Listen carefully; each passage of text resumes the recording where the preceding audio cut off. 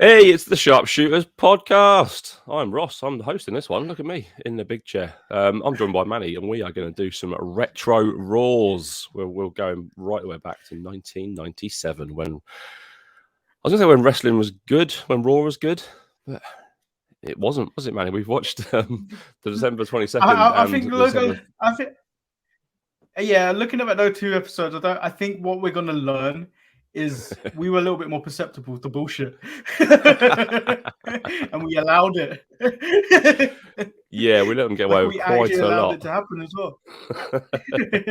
The good thing about going back and doing retro Raws is they're an hour and 25 minutes on the network, which is great. You miss all the adverts, you miss all the shit in between. You just get the show, and it's actually quite good. It flies by quite fast. Hour and a half is good. It's a good length Yeah, for Raw. Maybe they should take that under advisement these days. I mean, like even like if I was watching Raw today, because I don't tend to watch it live because I refuse Yeah, to pay for BT Sport. yeah, same Um, here. so I do find it by other means, and it is about 2 hours and about 10 minutes.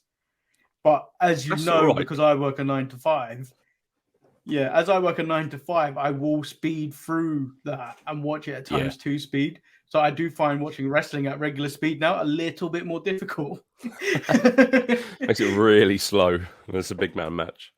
Yeah.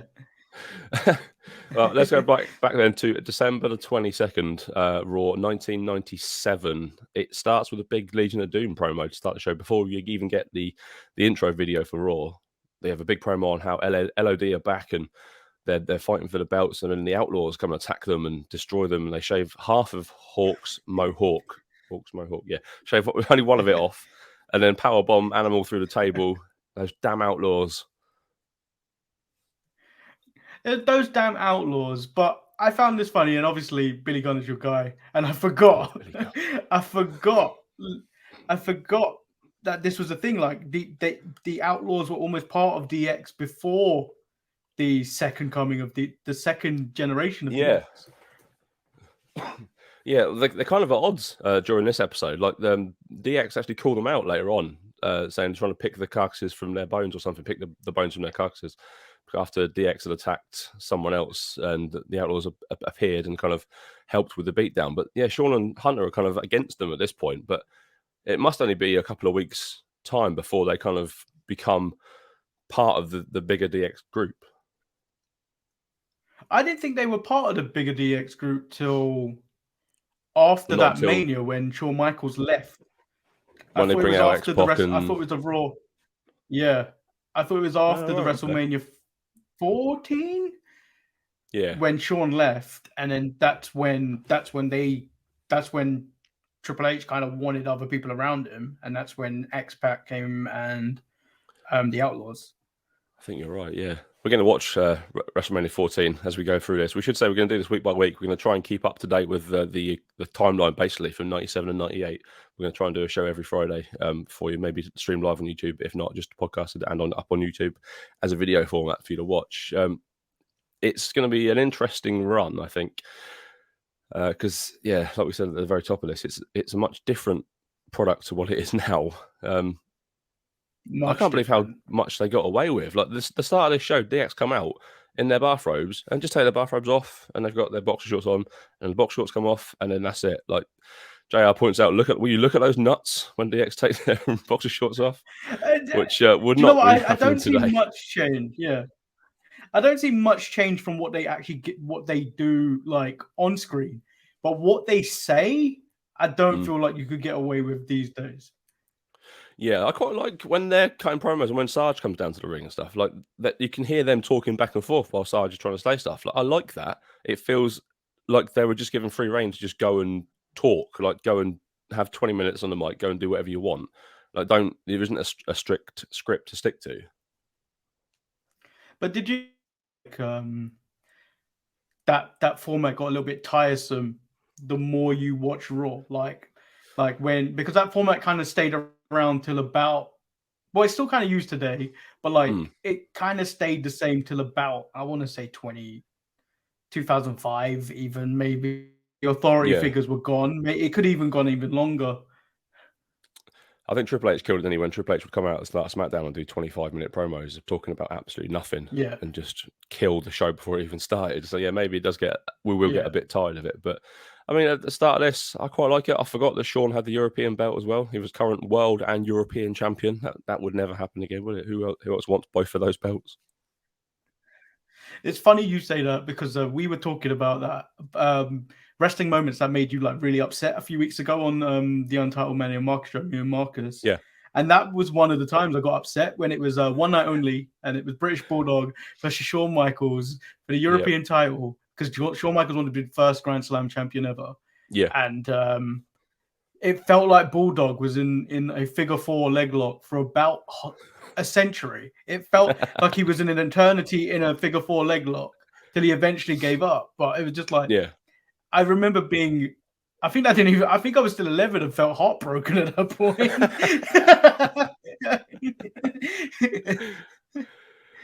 Yeah, I remember that. Yeah, well, this show starts off with obviously DX in the ring, and Sarge comes out, tells Sean that he hasn't defended his European belt in over 60 days at this point, which makes me wonder why he's got it. He just wanted the belt, didn't he? He wanted, like you say, he wanted to be the Grand Slam champion. So I'll take that belt. I can do what I want at this time. So he says he's going to make a match against him and Triple H for later on tonight. I wonder how that will go. WCW gets a lot of shit for the finger poke of doom and stuff, but this preceded that, and it seems to have just gone kind of under the radar. No, I feel like because it's a European title, it doesn't really matter. Yeah, true. It's not the big belt. That was for a world heavyweight. Yeah, and that has such a huge lineage that you would take. I think that's a bit more like, I was like, oh, the British Bulldog held this. Like, I don't give a fuck about that. Yeah, that's a good point. I hadn't considered that. So our first match on Retro Raws is the Godwins taking on the Headbangers. If that is the most 1997 thing possible, that is. I thought this was singles. I thought it was it was Henry versus Thrasher, wasn't it? Thrasher, yeah. I mean, it's proper 1997. Henry comes out wearing a Confederate t-shirt, which I mean, even for that time, was a bit of a suspect move, wasn't it? But I feel like Thing does it in NWA though. Trevor Murdoch? He gives off those vibes anyway, even if he isn't wearing. Oh yeah, yeah, yeah. You know, he's got Confederate pants on underneath his wrestling gear. So yeah, it's Henry versus Thrasher. Some notes I've made for this. The Godwins music is absolutely awful. It's just terrible ring music. Yeah, I felt it was more like I thought it was going to be the Hillbilly Jim music. I thought, but it isn't. Yeah, I always pictured them in my mind as like fun-loving country guys, but they're not, are they? They're quite serious at this point. How long after this would it be before the Ministry kind of starts up? Is that mid 98, 99? I think that was. Yeah, I think it could have been 98. Yeah, 99, because that's when suddenly Vince became more of a character, wasn't it? Because when Stone Cold won the title, already looking, when, because Phineas is already looking like Midian at this point. He's like got the long, really long, dank hair and looking like a really moody teenager. Yeah, I don't think it's very long because obviously Vince McMahon will become the character during Austin's reign. So we're probably looking after June when we eventually get there. Yeah, we'll get there. Our summer delights, the Ministry forming. So this match lasts 39 seconds. I timed it. It was an absolute waste of my time. 39 seconds. Bangers won, I think, because Thrasher got hit with a it was a DQ finish. Obviously, I mean, I think we can say that for if we don't say DQ, just assume it is a DQ finish throughout this entire run of these podcasts. I think it was a hit with a slot bucket and then match over. Yeah, and then they pulled out the straps, didn't they, and just kind of beat them down as on the mat. Yep, crowd chanting for LOD. Crowd really loud with the snow as well in the arena, indoor snow. That looked cool. I like that effect. I thought it was this one definitely felt like it was one of those taped shows. Yeah, I reckon they take both of these back to back. It's Christmas. We're not coming in. We're just going to do all this in one shot. We'll take it all. Have a little bit of time off. But after that match, we cut to a Mankind promo. He's defending Dude Love, which is a nice little touch. I love this era of Mankind, Dude Love, and Cactus we'll see in our next episode. I love this kind of Foley's really putting in the work. And this is before Foley would get the title belt as well. So putting on a lot of work for the company at this point. Yeah, I think his best work was the Mankind promo stuff. I wasn't a really big fan of the promo work art that came after. Yeah. Like after the championship kind of stuff, or when he became even when he was funny, but when he was just wearing the shirt and the tie, yeah, and stuff like that, it was funny, but like it wasn't this kind of Mankind, I'm deranged kind of promo stuff. Where this one, there was a specific line of, "You may have hurt the dude, but you're still hurting me." Yeah, so you felt it. You felt the emotion in that one. Yeah, which I think is so good. Yeah, there's so much lacking in promo work these days, where you're lacking feeling. Like we joke about it a lot of the time, where on AEW, there's a female wrestler that says, "I'm that bitch," which is Jade Cargill. Yeah. But when you look at her, you don't believe it. I look at her and you're like, I'm looking at you and I'm not believing what you're saying. Yeah, exactly. Yeah, Mankind, Mick Foley, he's living all three of these personas. It's fantastic work, really, from a man who I don't think Vince ever thought would get over the way he did. Yeah. We move on to a Austin Santa interaction, which went on far too long. To be honest, I could have done with Austin just coming straight out and stunning him, because it just dragged. It dragged on way too long. Way too, like the kid, and there should have been more of that kid involvement and everything. The kid, I thought that kid was a girl as well until he spoke. He kept saying little boy, but he looked like a girl. I thought that was one of the young Usos, but it could have been wrong. Michael B. Jordan as well. Yeah, I could be wrong. Santa sells the stunner very, very badly, just kind of flops to the ground. But 97 Austin is put together. He looks in phenomenal condition as well. Yeah, it's just a shame kind of what injuries did to him, because he looked in peak condition at this point. It's interesting though, because he's just come off neck surgery on that one, hasn't he? Yeah. So it's interesting to see like his transformation, because obviously he started to look bad after 19, going towards 19. You could see the wear and tear on his body and stuff like that. Oh yeah. Yeah, he was just punch kick. There was no no moves involved in his offense at all. We have a Rock versus Taker match. Rock doesn't have his IC belt though, because what happened to it, man? Oh, Steve Austin threw it in the lake. Do you know what I loved about this? Because we know what's happened, what's future gonna happen.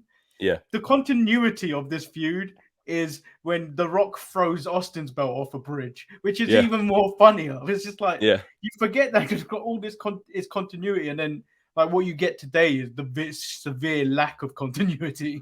Yeah, nothing flows at all. Yeah. It's just, well, what can we do this week? What can we do? Do you think they knew, like as early as this, that Rock Austin would be the thing it was? No, but I'm glad we got it, because it was almost like we almost thought we were going to get this with Mr. Kennedy and MVP. Yeah, but it never escalated to that. But like I like that we got it when they were nobodies, then for the IC belt, and then for the world titles. Yeah, to see that progression of that thing. It's almost like when you watched, if you would ever talk about Johnny Gargano and Tommaso Ciampa's program together, it was that in a smaller sense, but because that is big time, The Rock and Austin, and then it just ended at WrestleMania. It was just like, this is a perfect way to end. Yeah, it was like it was closing a chapter, and that's it. Like and they haven't had any real proper interaction since then, and it's like, you haven't ruined that for me. Yeah, I mean, it's arguable. Well, it probably is the biggest feud they've ever had. I still think I think when you talk about feuds, the biggest feud for me would always be Austin McMahon. Always. Yeah. Always, because that was young. Even though we were like in school at this point. Yeah. Like it makes you think this is how you're supposed to tackle the system and stuff like that, even though you shouldn't. The system will crush you. The system will crush you. But yeah, we've since but learned 21 years later that that's not how you go about being a professional adult. Yeah. But yeah, like, but wrestling wise, this is one of the biggest feuds ever. Oh yeah. So Taker and Rock have a good match, actually. I always liked the mix of Taker and Rock, even kind of later into the Attitude Era, and when they would mix it up, kind of towards the back end of both Rock's run and his first time round. They have a good kind of a mix between them. A couple of low blows in this. Karma gives Taker a big old low blow, which is, I mean, he's his mate. We know this. He's part of the BSK. I missed the nation. Like Farouk's coming out there like an angry uncle. Oh yeah. This is my favorite Farouk, where he's kind of being like replaced by The Rock, and he just can't do shit about it. And yeah, it's good to see the old nation days before we actually transition out of it. So like I thought this was really good that they were working still together as a unit, and then I think we get a D'Lo match afterwards, don't we? We do, yeah. D'Lo takes on Ken Shamrock later. Good luck, D'Lo, in that one. But yeah, The Rock gives the Undertaker a low blow as well. He splits his legs apart and punches him right in the dick. It's a proper dick move, that one. It's going really well. Taker hits the tombstone, but then here comes Kane, when Kane still had the mystery about him, and he was this big killer. I love this Kane. I was so scared of him. Yeah, this Kane, especially do you know what ruined Kane was when he started mixing with X-Pac? Yeah, like later on, talking, talking and all that stuff. It ruined him. It ruined him. But this version of Kane was the best one because there was so much mystery to him. Yeah, he was just an absolute killer. Kane beats Taker down for a little bit. Taker refuses to fight back. This is going to be a long running thing, I think, until they actually do fight. Is that at Mania? Did they fight at Mania first? I think it's WrestleMania 14. Yeah, so we've got another 2 or 3 months of this before we finally get their actual match, and their match is always disappointing for me.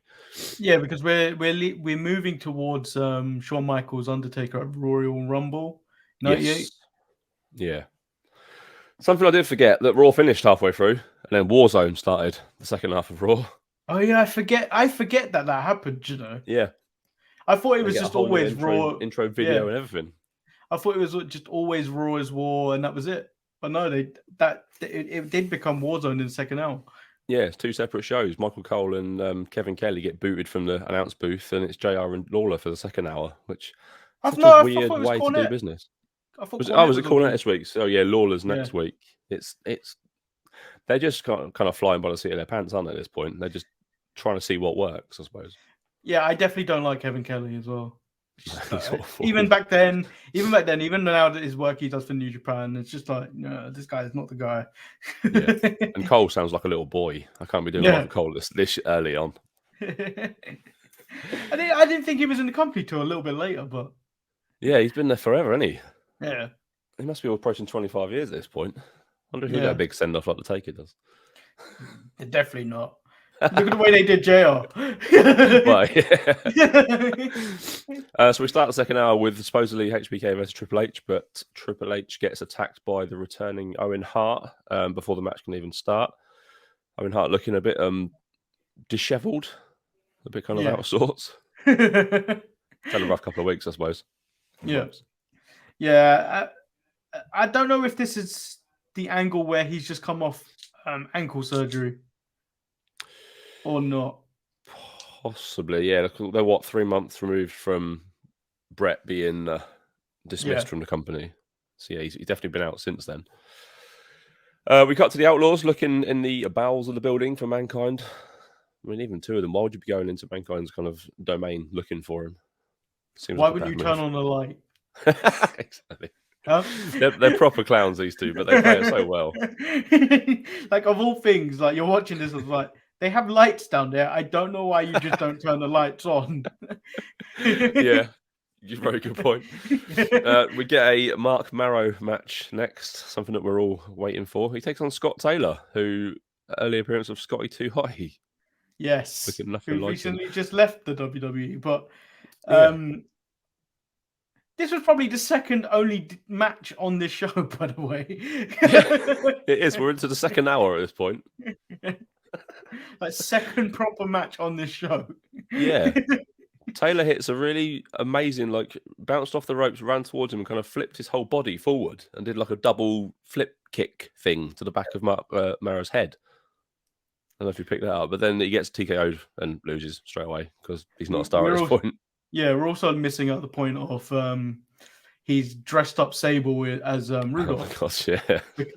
And then JR, being a pervert that he is, has told Cornette, "Oh no, I saw a really good outfit she was wearing." And Cornette's like, "Well, this isn't it, JR," and all this other stuff. I was like, wow, we're really just like being disrespectful to women, making them objects, selling sex at this point.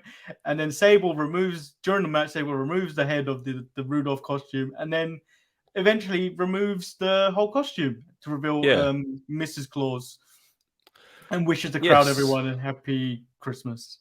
Yeah, and then Tom Brandy comes out.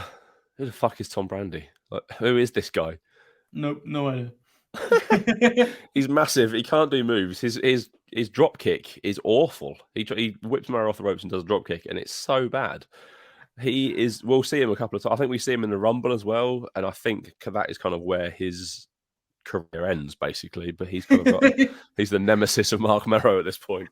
I generally feel like this guy looked like a really budget Don Morocco or someone that come out like a really budget version of him, because it's just like, who the hell is this guy? Because I guarantee if you ask anybody in the history of time, no one will remember him.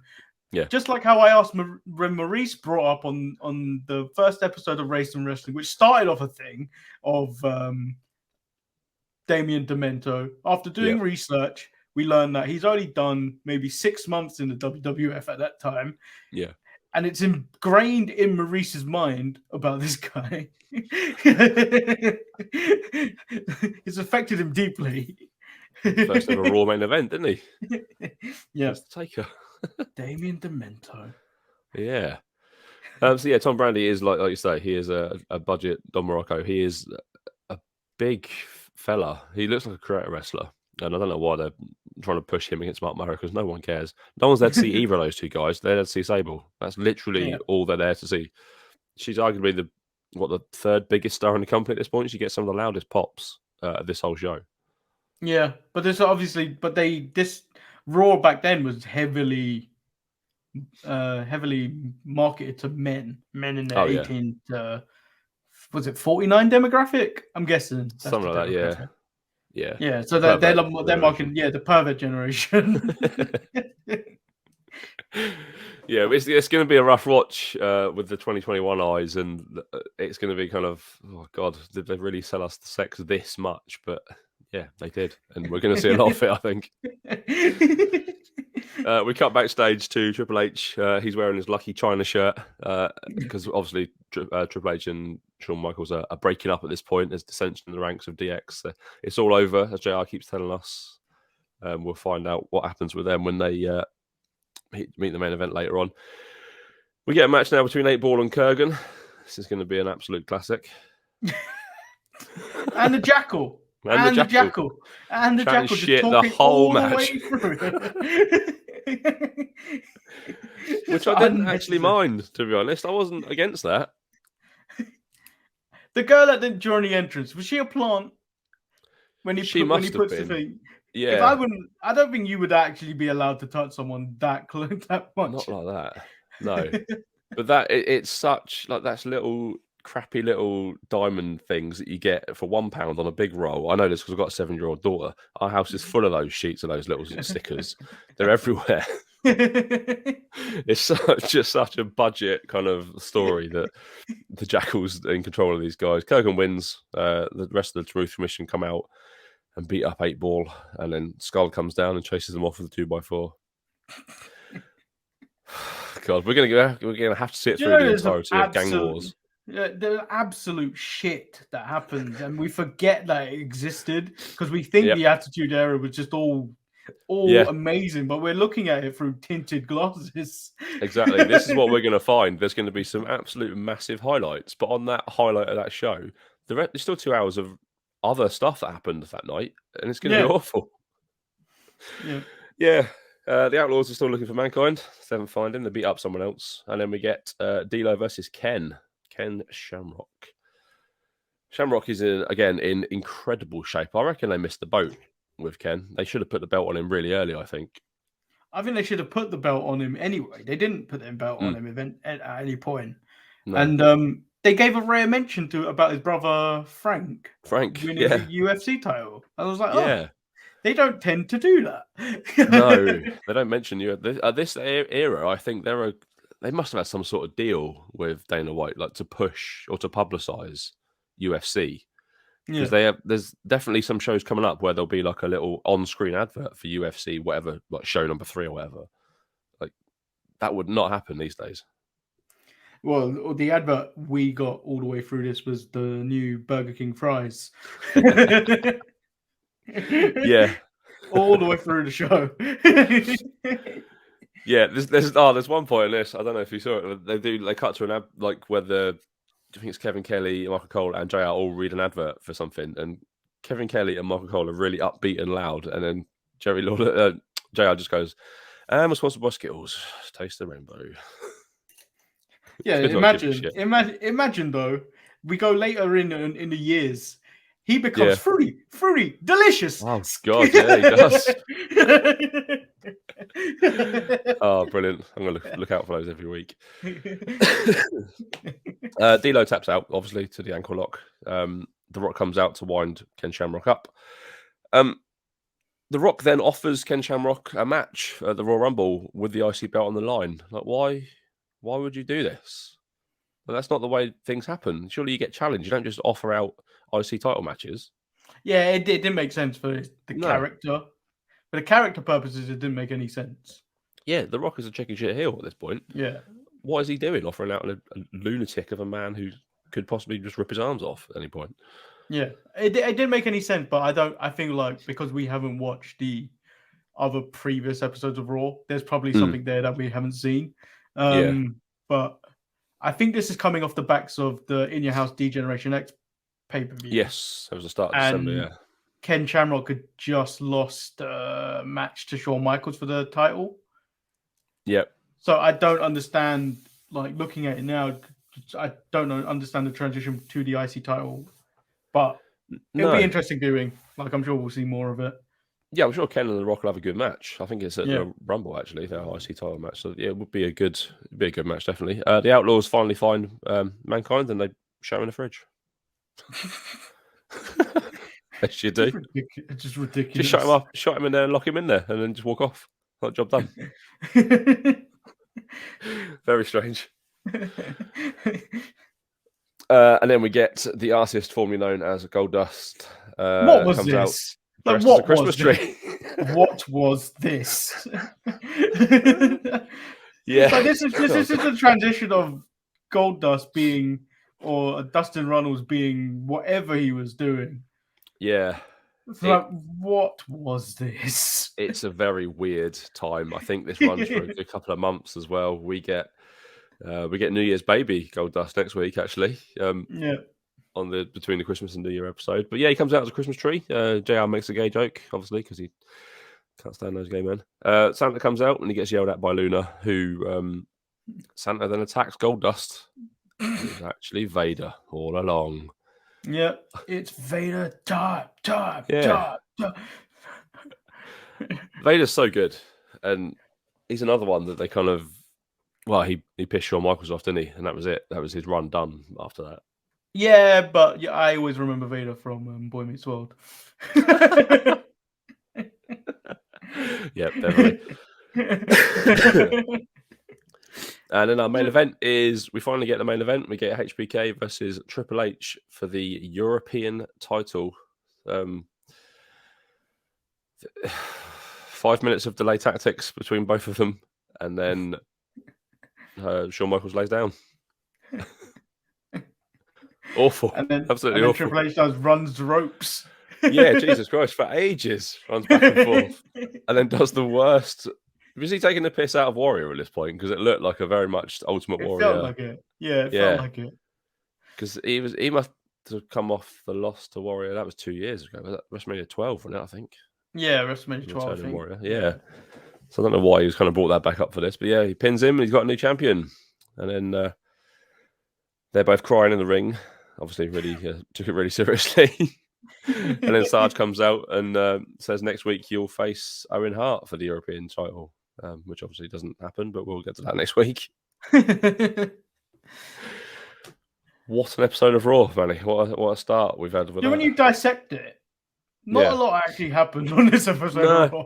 Not really.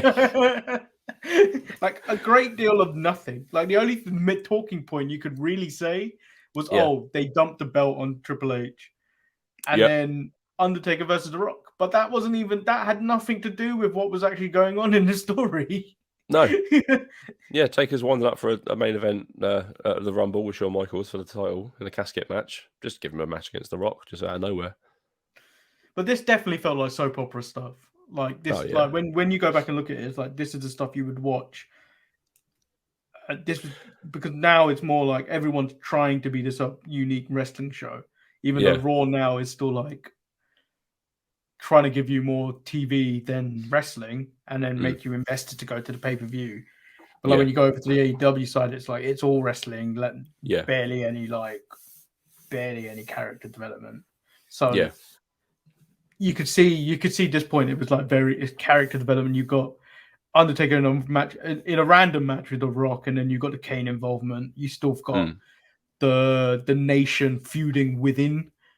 So you've got all this kind of character stuff going on, so it makes sense. But like, as watching it just doesn't feel like there's anything to it. No, but yeah, like you said, there's so many storylines that are branching off from each other.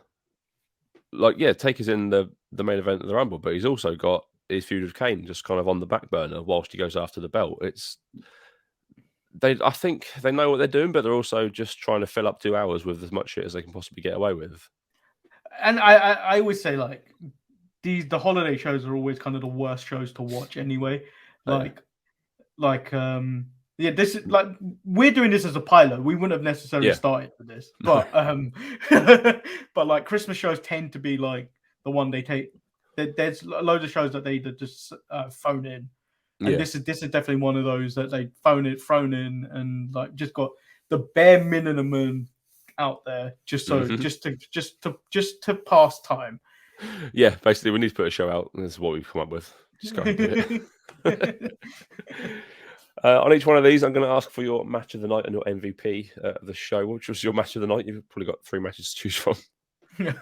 Scotty too high. I'm joking. It's the Rock and Undertaker. Same here. It was the best match. It was going really well, and then Kane showed up. Your MVP of the whole night on Raw? It would have to be DX. DX really held that show together. Like they had many branching stuff going off. Like you got the I'm gonna feud with the New Age Outlaws. There's the Sean, you can't beat me. They played everyone. You can't beat me, and all that stuff between the infighting between DX, China trying to be the in between, everything. So DX were the MVP for this night. Yeah, definitely. I've got Sean as the standout because he was just an arsehole all night long. He played his character absolutely perfectly. I mean, he was an arsehole back then. Well, yeah, exactly. It wasn't hard for him, I don't think. So there we go then. That is the first episode in the books. Do you want to do all the socials stuff, all that sort of thing? Make sure you like the video. Obviously, this one ain't live. So if you're in the don't put anything in the comments because there won't be any comment. I mean, on the live chat, leave a comment. We'll be doing these more. If you have any ideas about wanting us to watch pay-per-views or anything, give us a shout. We might not watch all of them. We like for the Rumble, me and Ross could probably find time to watch the Rumble match. Yeah, as on screen if we can find time. I'd say as a base point, we'll watch the Big Four definitely. Yeah. And then a lot of the other shows, maybe. yeah, so obviously like the video, follow Ross on all his other platforms of the Ring the Bell podcast, the Man on the Post podcast, which I've been on once. We've done 1,000 episodes of those. That's ridiculous. Yeah, and hit up www.storefrontier.com/DSPN if you're DSPN merch. Yeah. Ross, you got anything to plug before we go?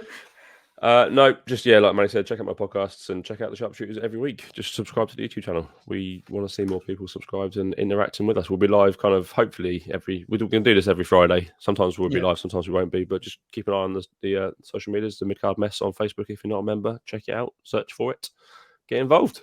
Yeah. Peace. There we go. Bye-bye.